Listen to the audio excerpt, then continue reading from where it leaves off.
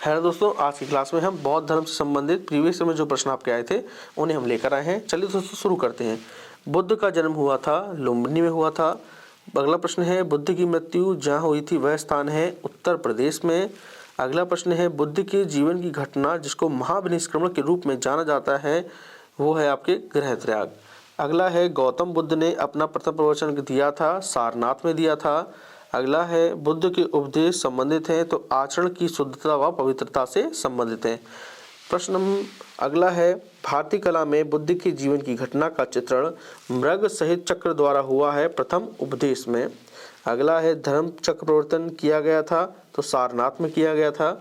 अगला है सारनाथ में अपना प्रथम प्रवचन दिया था महात्मा बुद्ध ने दिया था, सभी को पता है प्रश्न। अगला है बुद्ध ने सर्वाधिक उपदेश दिए थे तो बुद्ध ने सर्वाधिक उपदेश श्रावस्ती में दिए थे, ध्यान रखिएगा। प्रथम प्रवचन आपके सारनाथ में और बात करें हम सर्वाधिक उपदेश तो वो श्रावस्ती में। अगला प्रश्न है बौद्ध संघ में भिक्षुणी के रूप में स्त्रियों के प्रवेश की अनुमति बुद्ध द्वारा दी गई थी, वैशाली में दी गई थी।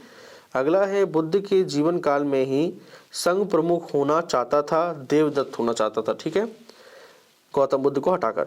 बुद्ध द्वारा रूपांतरित में अंतिम व्यक्ति था तो वो था आपके सुबुद्ध।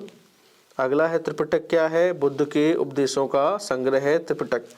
अगला है बौद्ध धर्म में त्रिरत्न इंगित करता है बुद्ध को, धम्म और संघ को, ठीक है। अगला प्रश्न है प्रथम बौद्ध समिति का आयोजन हुआ तो अजातशत्रु के शासन काल में हुआ, ठीक है। अगला प्रश्न है संसार अस्थिर और क्षणिक है, यह कथन है बौद्ध का। अगला है बौद्ध ग्रंथ जिसमें संघ जीवन के नियम प्राप्त होते हैं तो वह है विनय पिटक। अगला प्रश्न है विदेशी राजा जिसने समुद्रगुप्त से अनुरोध किया था कि उसे भारत में बौद्ध विहार बनाने की अनुमति दी जाए तो वह था मेद बर्मन। अगला है बौद्ध गया में महात्मा बुद्ध ने 2 बंजारों को उपदेश देकर अपना उपासक बना लिया था तो वो 2 बंजारों के नाम हैं मलिक एवं तपस्सु। अगला प्रश्न है सप्तपर्णी गुफा कहाँ स्थित है तो राजगृह बिहार में स्थित है। अगला है विशुद्धि मग्ग नामक पुस्तक किस संप्रदाय से संबंधित है तो वो हीनयान से संबंधित है। अगला है शून्यता के सिद्धांत का सर्वप्रथम प्रतिपादन करने वाला बौद्ध दार्शनिक था तो याद रखिएगा शून्यता का सिद्धांत दिया था नागा अर्जुन ने। अगला प्रश्न है उत्तर प्रदेश में बौद्ध एवं जैनियों दोनों की प्रवृत्ति तीर्थस्थली है तो वो कौशाम्बी में है। अगला प्रश्न है बौद्ध तथा जैन दोनों ही धर्म विश्वास करते हैं, दोनों ही धर्म आपके कर्म तथा पुनर्जन्म के सिद्धांत सही हैं इसमें विश्वास करते हैं। अगला प्रश्न है अफगानिस्तान का बामियाना प्रसिद्ध था, बुद्ध प्रतिमा के लिए प्रसिद्ध था लेकिन बाद में से तुड़वा दी गई। देश में मूर्ति पूजा की नींव रखी गई थी तो वो रखी गई थी बौद्ध धर्म के द्वारा। अगला है वह काल जिसमें बुद्ध की खड़ी प्रतिमा बनाई गई थी तो वो है कुषाण काल, ठीक है। अगला प्रश्न है भूमि स्पर्श मुद्रा की सारनाथ बुद्ध प्रतिमा संबंधित है तो वो गुप्त काल से संबंधित है। अगला प्रश्न है विक्रमशिला बिहार का संस्थापक थे तो वो थे धर्मपाल, ठीक है। स्तूप के उत्खनन में सारिपुत्र के अवशेष प्राप्त हुए हैं तो सारिपुत्र के अवशेष सांची से प्राप्त हुए हैं, ठीक है।